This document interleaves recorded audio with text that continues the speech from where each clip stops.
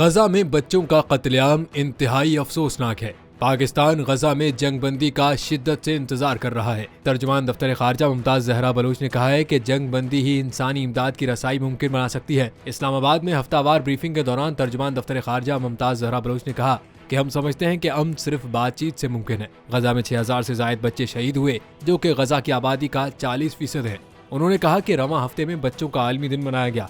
गजा बच्चों के लिए सबसे मुश्किल जगह बन चुकी है। तर्जुमान ने कहा कि रवां हफ्ते पाकिस्तान, डेनमार्क, फिनलैंड और स्वीडन से सियासी मुशावरत कर रहे हैं। तर्जुमान ने कहा कि निगरान वज़ीर-ए-आज़म 1 और 2 सितंबर को मुत्तहिदा अरब इमारात में COP28 में शिरकत करके मौसमियाती तगय्युर पर पाकिस्तानी तस्वुर पेश करेंगे। उनका मजीद कहना था कि मकबूजा कश्मीर में भारतीय मुसल्लह अफवाज की तैनाती बच्चों के लिए एक शदीद सदमा है।